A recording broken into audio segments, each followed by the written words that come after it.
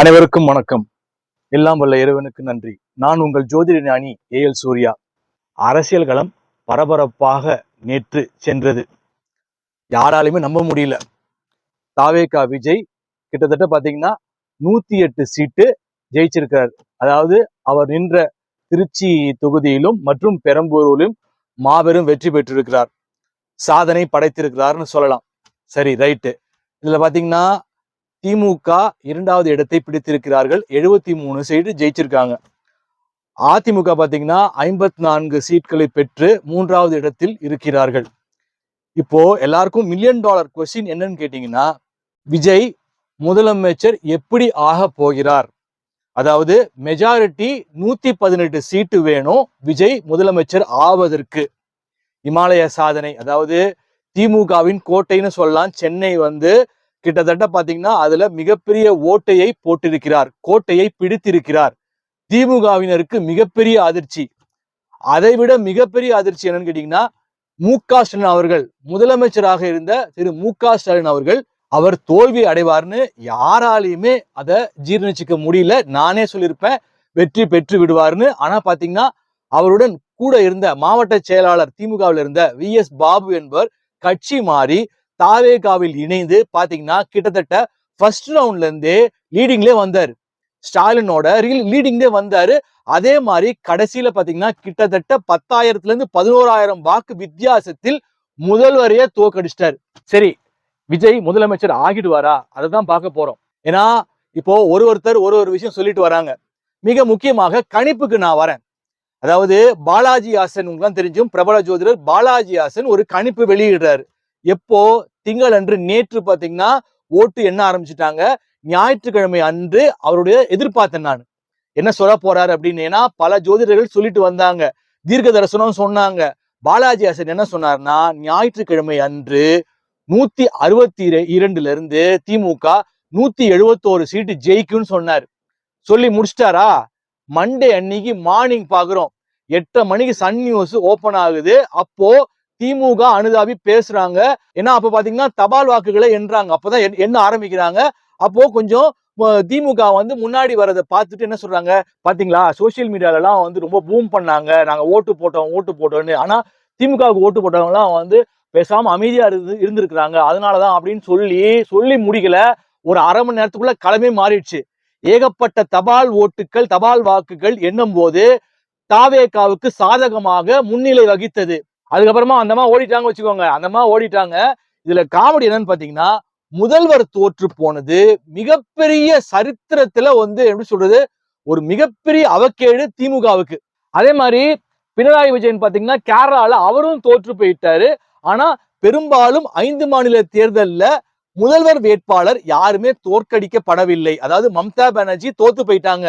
அதாவது 3 முறை முதல்வராக இருந்தவர் இந்த முறை பாத்தீங்கன்னா மண்ணை கவி விட்டார்கள். பாஜக அங்கு வெஸ்ட் பெங்கால்ல ஆட்சியை பிடித்தது.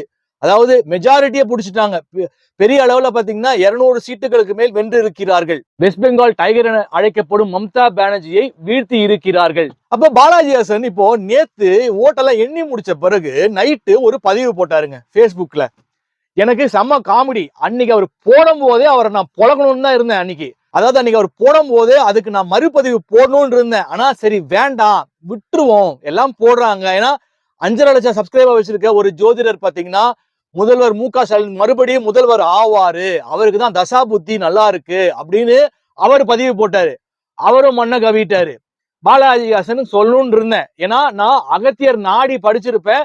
அந்த வீடியோ பார்க்காதவங்க பாத்துக்கோங்க. ஸ்டில் விஜய் முதலமைச்சர் ஆவாரான்றது அந்த அகத்தியர் நாடி பதில் சொல்லும். அப்ப நேத்து பதிவு போடுறாரு பாலாஜி ஹாசன். அதாவது என்னுடைய கணிப்பு தவறா போயிருச்சு. தவறா போனதுக்கான காரணம் என்ன சொல்றாருன்னா, அவரு திமுகவை கன்சிடர் பண்ணி எல்லாருடைய ஜாதகத்தையும் எடுத்து அலசினாராம். அதே மாதிரி அதிமுக ஜாதகத்துல அலசி இருக்கிறாரு. ஆனா டிவிகேல நான் விஜய் ஜாதகத்தை மட்டும்தான் அலசினேன், மற்றபடி பாத்தீங்கன்னா மத்த எல்லா வேட்பாளர்களுடைய நான் ஜாதகத்தை எடுக்கல, அதனால என் கணிப்பு தவறாயிடுச்சு அப்படின்னு அவர் பதிவு போட்டிருந்தாரு. அவரு 162க்கு பாதி கூட வரலன்னு, திமுக பாதி கூட வரல. சரி, நான் கேட்கிறேன் பாலாஜி ஹாசனை, ஓகே எப்படி இருந்தாலும் நீங்க மு.க. ஸ்டாலினோட ஜாதகத்தை பார்த்திருப்பீங்களே, அதுல முதல்வர் யோகம் இருக்கா இல்லைன்னு உங்களுக்கு தெரியாதா? இவ்வளவு பாக்குறீங்களே நீங்க, அதே போல விஜய் ஜாதகத்தையும் பார்த்திருப்பீங்கல்ல, அவருக்கு முதல்வர் ஆகக்கூடிய யோகம் இருக்கான்றது உங்களுக்கு உங்களுடைய இத்தனை வருஷ அனுபவத்துல உங்களுக்கு தெரிஞ்சிருக்கும்ல. எது எப்படியோ மண்ணை கவி விட்டது. அதே மாதிரி பல ஜோதிடர்கள் இப்ப தீர்க்க தரிசனம் பாத்தீங்கன்னா ஒருத்தர் இயேசு கிறிஸ்து மறுபடியும் முதல்வர் ஸ்டாலின் வந்து மறுபடியும் முதல்வர் ஆவாருன்னு அவர் சொன்னாரு. அதுவும் மண்ணை கவிச்சு. இப்போ மக்கள் எல்லாம் எனக்கே ரொம்ப ஹைப் ஆகாதீங்க, பயங்கரமா ஹைப் ஆகாதீங்க. விஜய் ஓகே, அவர் வந்து செய்தது மிகப்பெரிய சாதனை. நான் என்ன சொல்லியிருப்பேன், நான் ஒரு பதிவே போட்டிருப்பேன் என்னோட முகநூல்ல, திராவிடம் ஒழிந்ததுன்னு இருப்பேன். இனி இந்த திராவிடத்துக்கு இங்க இடம் கிடையாதுன்னு இருப்பேன். அதற்கு அவர் மாற்றாக உடைச்சிட்டாரு. மொத்தமா டிஎம்கேவால நம்ப முடியாத மு.க. ஸ்டாலின் தோல்வியெல்லாம் நம்ப முடியாத அளவுக்கு மிகப்பெரிய வந்து உடைச்சு தகர்த்து எரிஞ்சிட்டாரு. ஆனா நான் என்ன சொல்வேன், இறைவனுடைய கணக்கு வேற. ரொம்ப ஹைப் ஆகுறீங்க. அது மாதிரி நீங்க ஹிட்லர் வருவாருன்னு சொன்னீங்க, அப்படி இப்படின்னு சொல்றீங்க. நான் என்ன கேட்கிறேன், கடவுள் வந்து ஒரு திட்டம் போடுறாரு. அவருடைய திட்டம் இப்போ விஜய இவ்வளவு தூரம் ஜெயிக்க வச்சவரு, 108 சீட்டு ஜெயிக்க வச்ச விஜய ஏன் ஒரு 10 சீட்டு 118 சீட்டு ஜெயிச்சிருந்தாருன்னா யாரையும் அவர் நாட தேவையில்லை, யாருடைய தயவும் அவருக்கு தேவையில்லை. ஹாயா போய் முதலமைச்சர் சீட்ல போய் உட்கார்ந்துடலாம். இப்ப இந்த 10 சீட் இருக்குல்ல, அதுதான் பெரிய கேமை பிளே பண்ண போகுது. இந்த அரசியலில் தமிழ்நாட்டு அரசியலே மிகப்பெரிய கேமை பிளே பண்ண போகுது. சரி 118 வேணாங்க, சரி அட்லீஸ்ட் 115 ஜெயிச்சிருந்தா கூட, இப்போ காங்கிரஸ் வரேன்னு சொல்றாங்க, ஒரு 5 சீட்டு ஜெயிச்சுட்டாங்க. காங்கிரஸ் வந்திருந்தா கூட அவரு கொஞ்சம் கம்ஃபர்டபுளா, அதுலயே நிறைய பிரச்சனை இருக்கு. ஏன்னா நாடாளுமன்ற தேர்தல் நடந்த போது திமுக 40க்கு 40 ஜெயித்தார்கள். அவர்களுடன் இப்போது கூட்டணியாக இருக்கு காங்கிரஸ். அப்போ நாடாளுமன்றத்துல காங்கிரஸ் எம்பிக்களும் திமுகவுடன் இணைந்து இருக்கிறார்கள். அப்படிப்பட்ட பட்சத்தில் அங்கு விரிசல் விழுகும். ஆனால் காங்கிரஸ் சேருவதற்கான வாய்ப்பு இருப்பதாக சொல்றாங்க. சரி 5 சீட்டு ரைட், ஓகே. விஜய் 2 சீட்டு ஜெயிச்சதுனால அது ஒரு சீட்டா தான் கன்சிடர் பண்ணுவாங்கன்னு சொல்றாங்க. எது எப்படியோ 10ல இருந்து 11 சீட்டு அவருக்கு மெஜாரிட்டியை காமிக்கணும். இப்போ செல்வி சொல்லியிருப்பாரு, யாருமே இப்போ இவ்வளவு விஜய் வந்து இப்படி ஜெயிப்பாருன்னு யாருமே சொல்லல. ஏன் ரங்கராஜ் பாண்டே சாணக்கியா ஸ்ட்ராட்டஜிஸ்னு ஒரு எக்ஸிட் போல் எடுத்து கொடுத்தாரு. என்ன சொல்லியிருப்பாரு அதுல பாத்தீங்கன்னா, 125ல இருந்து திமுக 165 சீட்டு ஜெயிக்கும்னு சொல்லியிருப்பாரு. எப்படி 165 125 ஓகே 73. அப்போ எங்க போச்சு ரவீந்திரன் துரைசாமி? சான்ஸே இல்ல, ஸ்வீப் கிளீன் ஸ்வீப்னாரு. அவன் முகத்துல கறி. இப்போ எப்படி 200 சீட்டு சாலிடா ஜெயிக்கும் ஜென்ராம், தராசு ஷியாம், அவங்களாம் பயங்கரமா திமுக அனுதாபிகள், பயங்கரமா 180 சீட் ஜெயிக்குங்க. சான்ஸே இல்லைங்க. விஜயால ஒரு சீட்டு கூட ஜெயிக்க முடியாது அப்படின்னு ஐயநாதன்லாம் விஜய் ஜெயிக்கிறாரா பாருன்னு அவ்வளவு மட்டமா பேசியிருப்பாரு. Right, okay. ரங்கராஜ் பாண்டே மட்டும் என்ன சொன்னாரு, 5 சீட்டு ஜெயிப்பாருன்னு சொன்னாரு. ஒரு 5 சீட்டு ஜெயிக்கலாங்க அப்படின்னாரு. ஆனா நான் பாத்தீங்கன்னா என்னுடைய முதல் வீடியோ, முதல்ல நான் ஜெயிக்கவே மாட்டாருன்னு சொன்னேன். ரைட்டு, அதை நான் ஒத்துக்கிறேன்.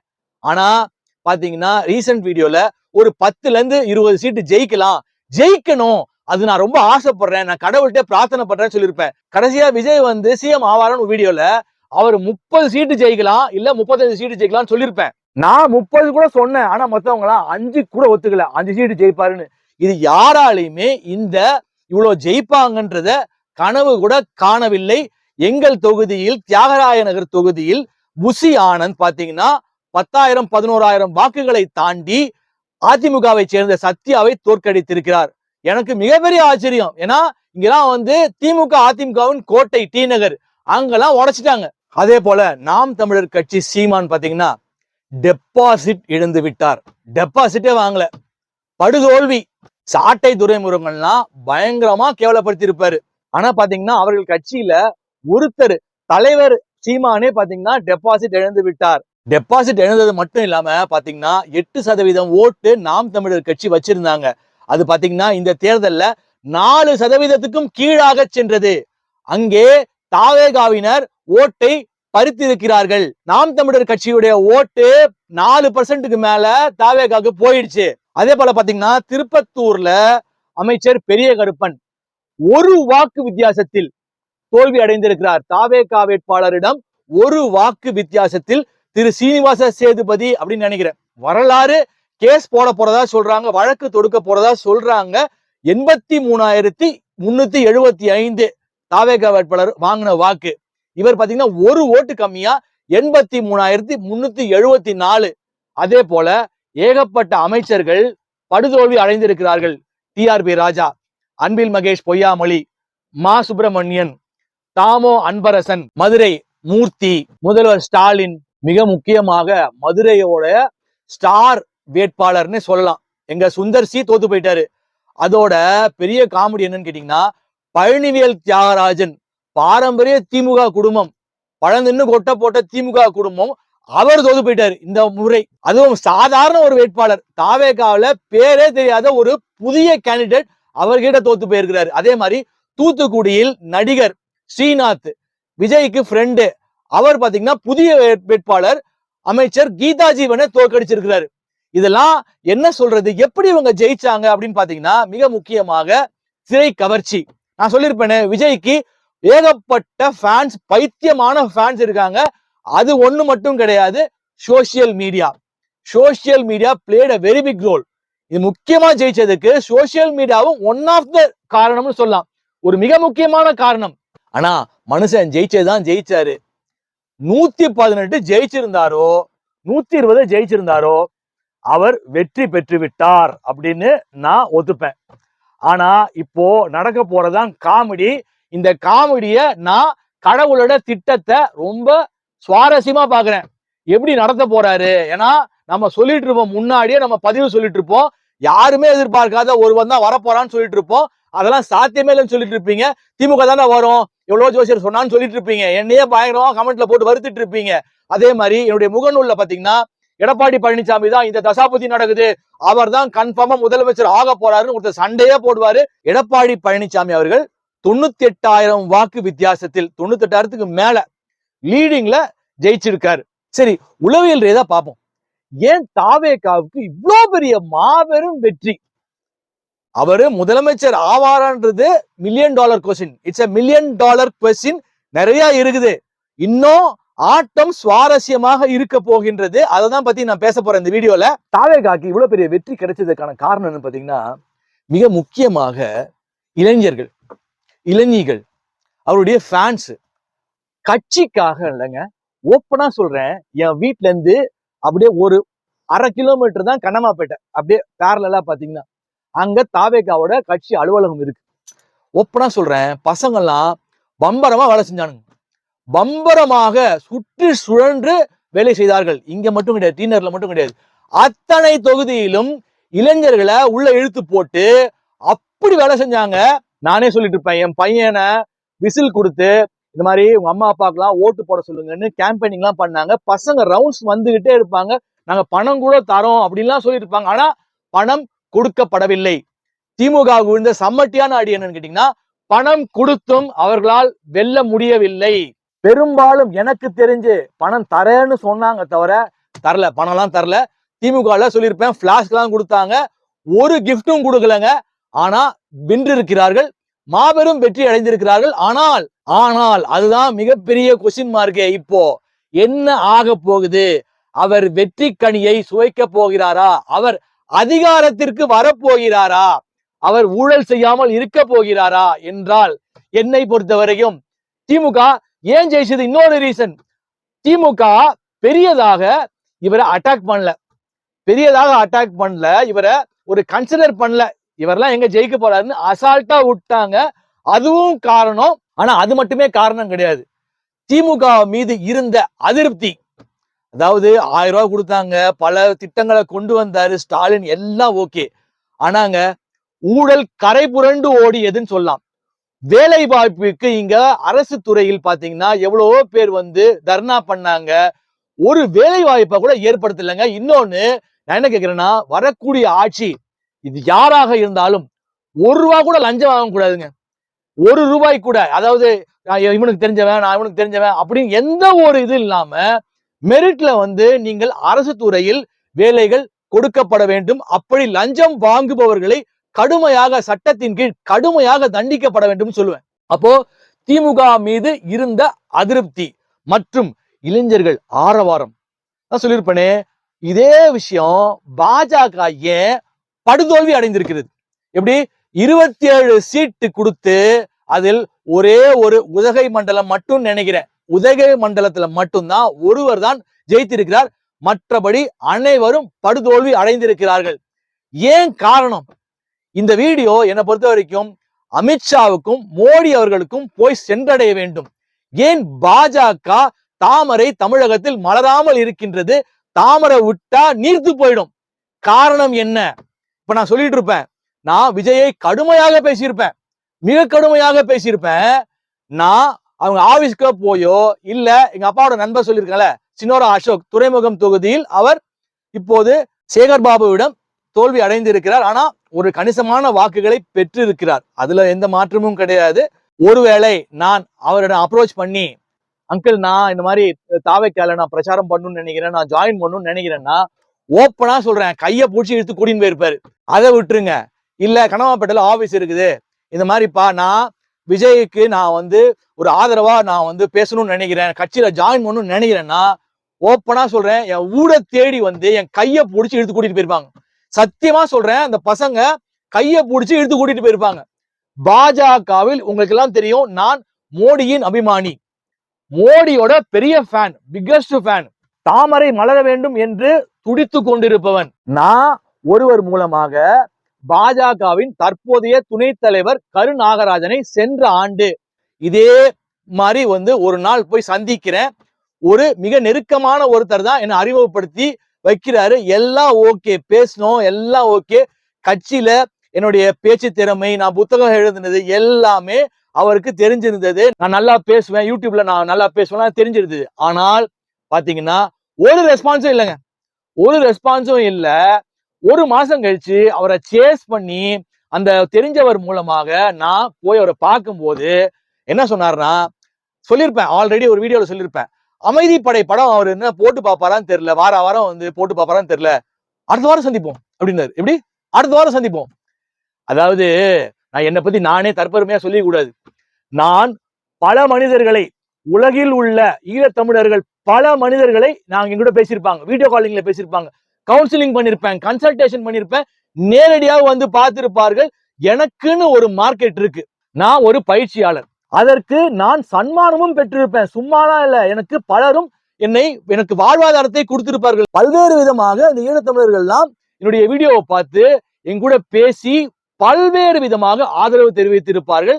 என்கிட்ட அவரு இந்த சாதாரணமா இருக்கிற மாதிரி அடுத்த வாரம் சந்திப்போம் அப்படி அவர் சொன்ன உடனே நமக்கு ஒரு ஞானி இல்லையா, டக்குன்னு ஒரு ஜர்க்கு வந்துருச்சு. அங்க உள்ள இருந்து வெளியே வந்த உடனே என்னை அறிமுகம் செய்து அறிமுகம் செஞ்சு வச்சவர்கிட்ட பத்தி நான் சொன்னேன், இல்ல நான் வரமாட்டேன் இனிமே, அவர் என்ன அலையோடதான் இருக்காரு, அவருக்கு என்ன சேர்க்கணும்ன்ற ஒரு ஆர்வம் கிடையாது, அதனால நான் வரமாட்டேன், நான் சினிமாவுக்குலாம் நான் வாய்ப்பு கேட்கலப்பா அவர்கிட்ட, அதனால நான் வரமாட்டேன் அப்படின்னு சொல்லிட்டேன். நான் இவரை விட்டுருங்க, அதுக்கு முன்னாடி முன்னாள் தலைவர் அண்ணாமலையோட நண்பர், பத்திரிகை துறையை சேர்ந்த நண்பர் எனக்கு அறிமுகப்படுத்தி வச்சாரு. அவரோட நம்பரை கொடுத்தாரு.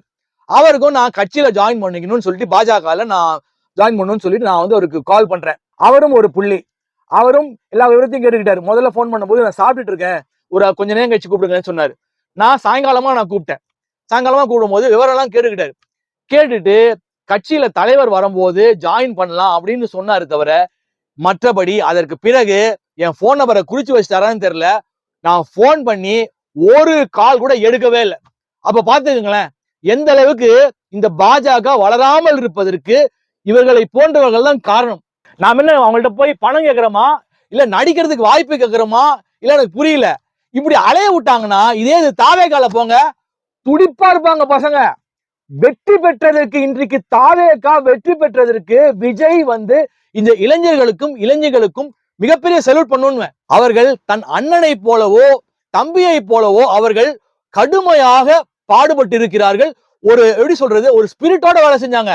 அதே இது பாஜக இப்படி என்ன மாதிரி ஒருத்தன் இவ்வளவு ஆர்வமா இருக்கிற கூடிய ஒருத்தனை இவ்வளவு அலைய விட்டாங்கன்னா சாதாரண மக்கள் எல்லாம் கேட்டுக்கோங்க எந்த அளவுக்கு. அப்போ எவனாவது போய் கட்சியில சேருவானா?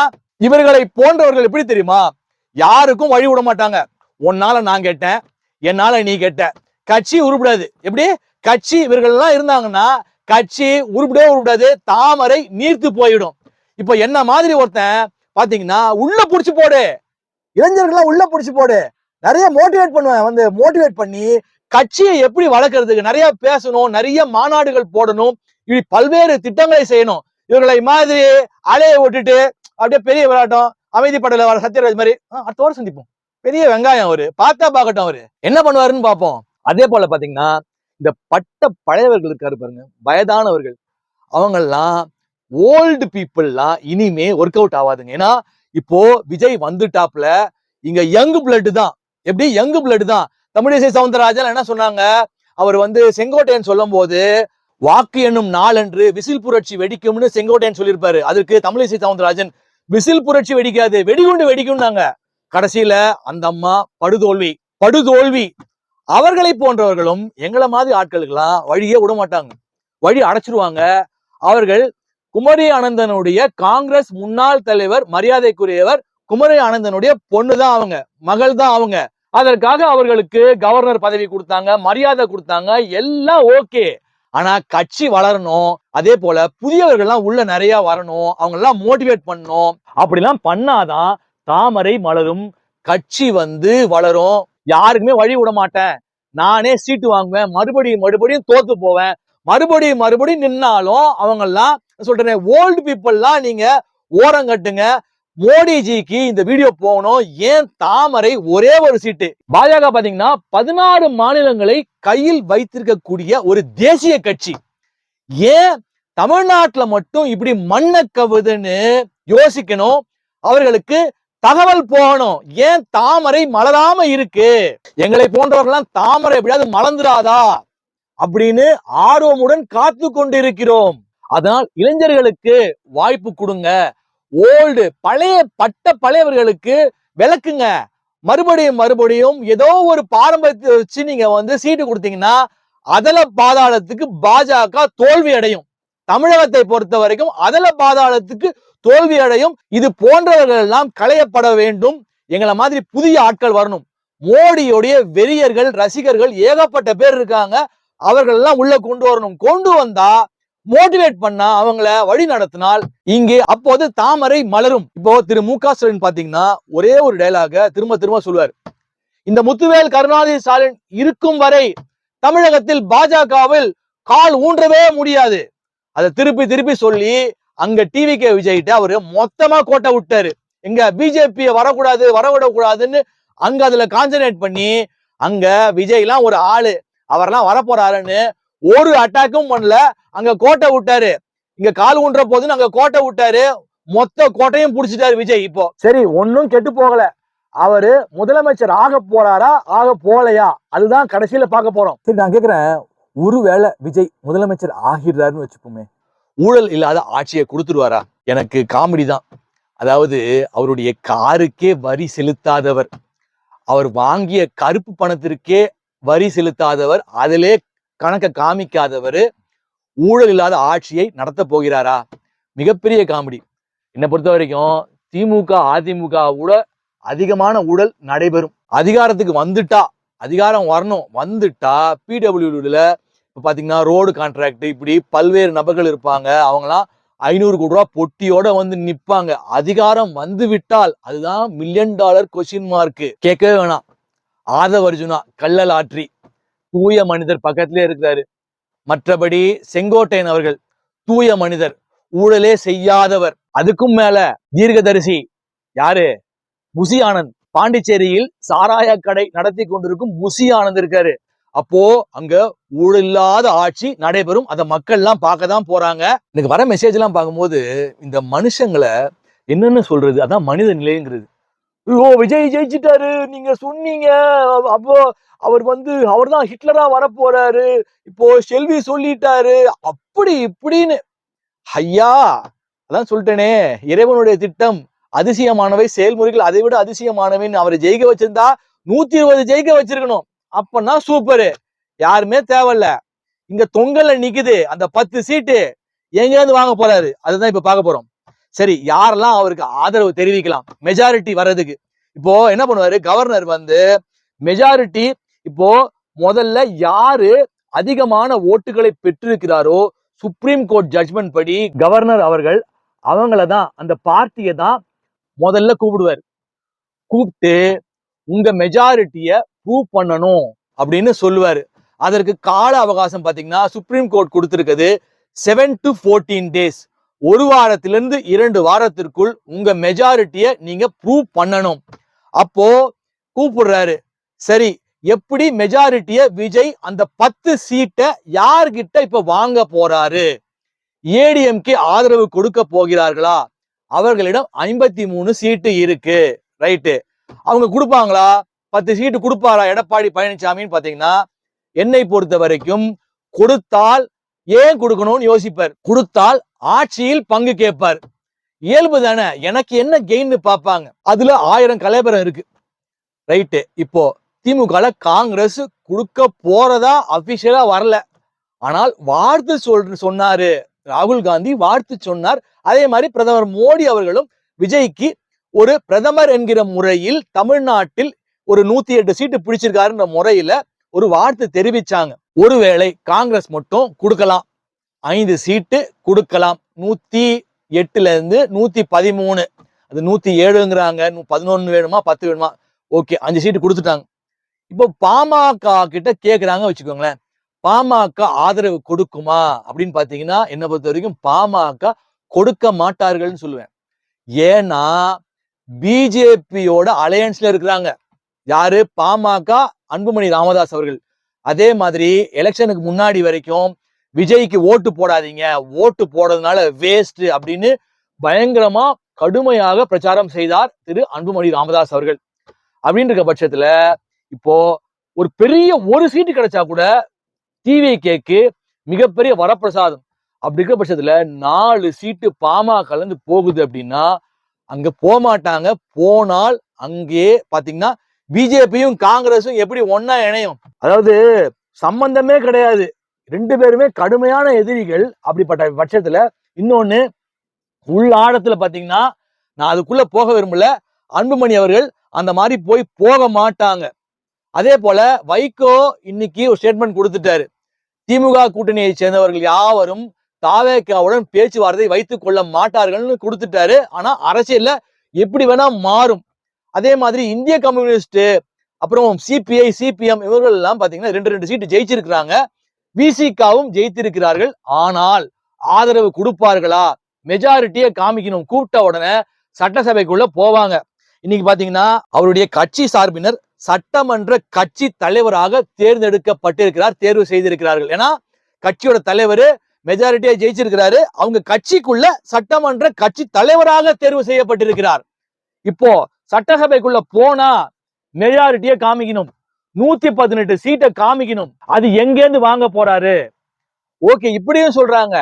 இவரு மற்ற கட்சிகள்ல இருந்து 2 4 எடுக்கும் போது ஒருவேளை டிஎம்கேவும் ஏடிஎம்கேவும் சாத்தியக்கூறு இல்ல, இருந்தாலும் 73 54 சேர்க்கப்பட்டால் 127. நாங்க 2 பேருமே பரவாயில்ல, விஜய் ஆட்சி செய்யக்கூடாதுன்னு நினைச்சு இவர்கள் 2 பேரும் ஒன்னா சேர்ந்தா என்ன ஆகும்? விஜய் எப்படி அப்போது மெஜாரிட்டியை ப்ரூவ் பண்ணுவார்? இப்படி $1 மில்லியன் கொஸ்டின் இருக்கு.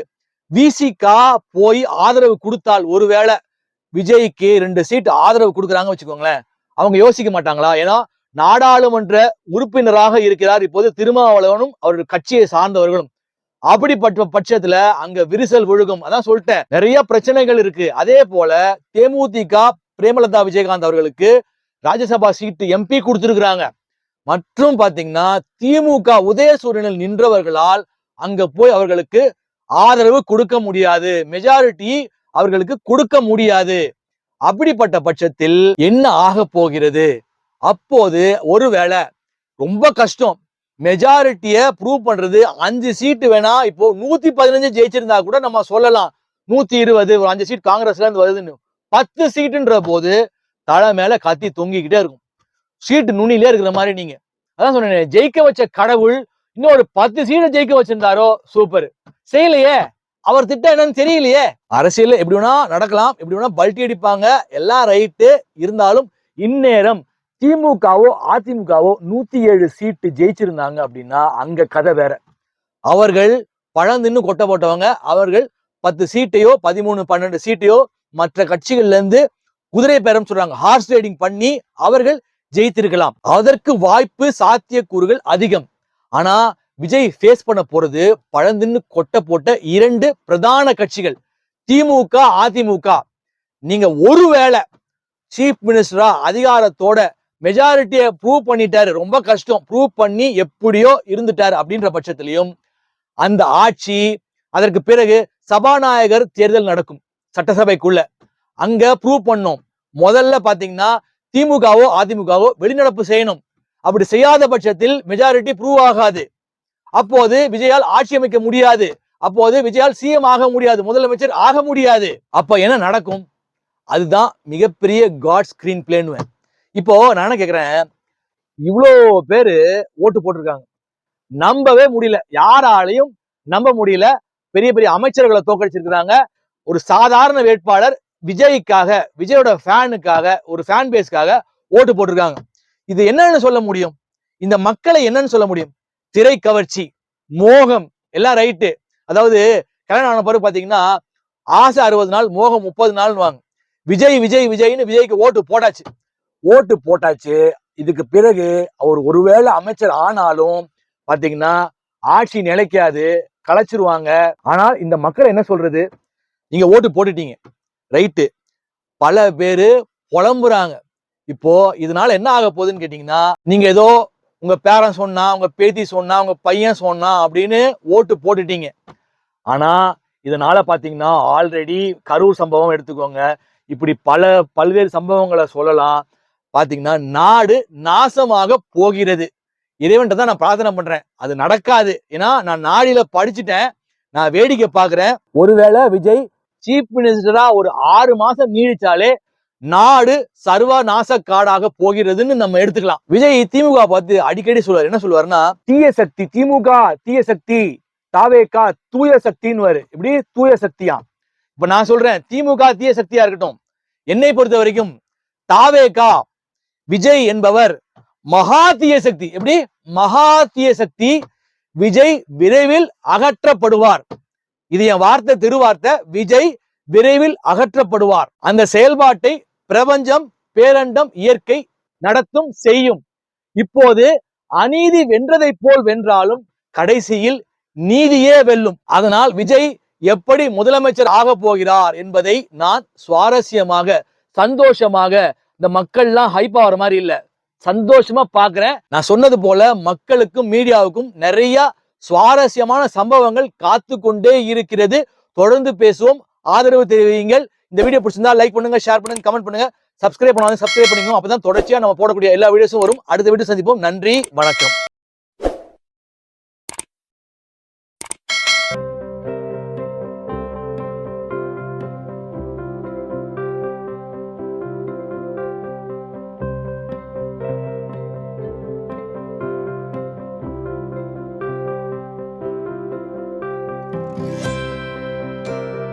இதை போன்று மேலும் பல அபரிமிதங்களுடன் உங்களுக்கு ஆற்றலாகவும் நம்பிக்கை ஒளியாகவும் ஏஎல் சூர்யா. இந்த பதிவு உங்களுக்கு பிடித்திருக்கும் பட்சத்தில் இதனை உங்கள் நண்பர்களுக்கும் நல் உறவுகளுக்கும் பகிர்ந்து அவர்கள் வாழ்வை ஒளிரச் செய்து பிரபஞ்சத்தின் ஆசீர்வாதங்களை அபரிமிதங்களாக